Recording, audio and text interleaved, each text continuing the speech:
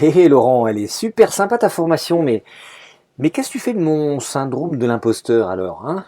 Parce que qui suis-je moi pour devenir consultant?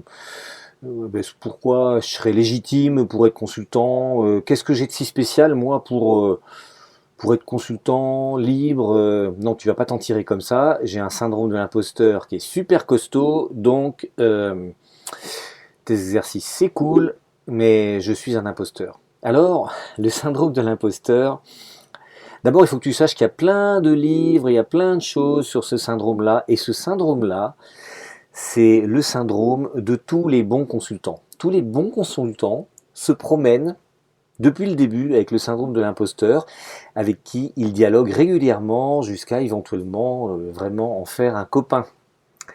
Alors j'ai envie de... Alors donc il y a plein de choses qui existent, hein, plein de littérature. J'ai envie de te poser quelques questions. Est-ce qu'un arbre, est-ce qu'un arbre se demande s'il a de bonnes raisons d'exister? Est-ce qu'un arbre se demande pourquoi il existe? C'est une première question. J'ai une autre question par rapport au business. Est-ce qu'un client signe par obligation? Est-ce qu'un client signe un business parce qu'il est obligé? Est-ce que tu peux obliger quelqu'un à signer un business? Et puis, une autre question, c'est, ah ben revenons aux arbres. Est-ce qu'à ton avis, il existe deux feuilles d'arbres qui soient semblables? Deux feuilles d'arbres sur la planète dans laquelle il y a des milliards et des milliards et des milliards de feuilles d'arbres. Est-ce qu'à ton avis, il y a deux feuilles d'arbres qui sont exactement semblables? Alors pourquoi je te pose ces questions? Parce que peut-être que tu connais cette histoire d'un jour, un grand acteur répond à un jeune acteur qui lui dit, un peu fanfaron, tu sais, donc il parle à un grand acteur, il dit, tu sais, moi, j'ai pas le trac. Et le grand acteur lui répond, t'inquiète pas, ça viendra avec le talent.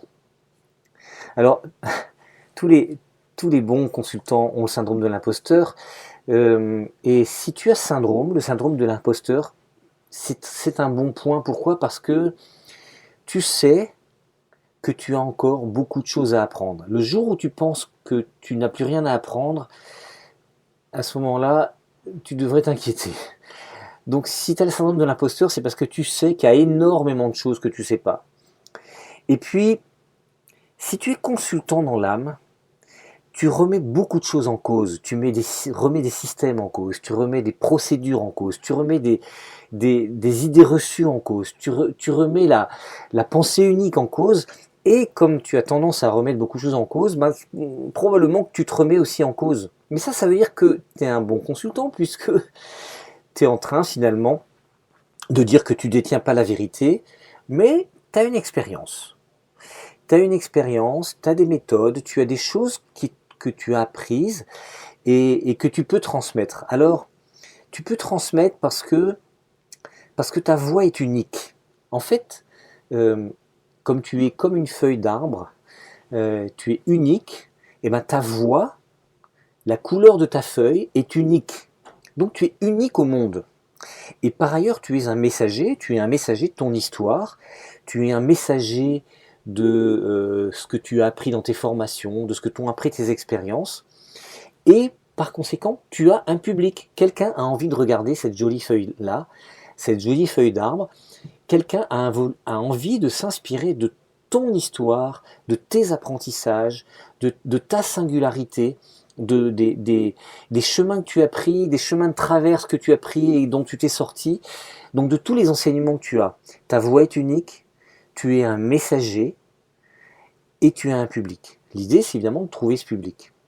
Alors, ce syndrome de l'imposteur, je ne vais pas t'en débarrasser juste en un exercice, on reviendra de mille manières sur cette histoire, mais déjà je te propose un exercice. L'exercice, c'est que tu prennes une feuille blanche, tu écris en haut, voilà pourquoi je suis unique. Voilà pourquoi je suis unique. Et tu noircis cette feuille de toutes les raisons pour lesquelles tu es unique, parce que cette unicité-là, c'est cette unicité-là que tu vas vendre à tes clients.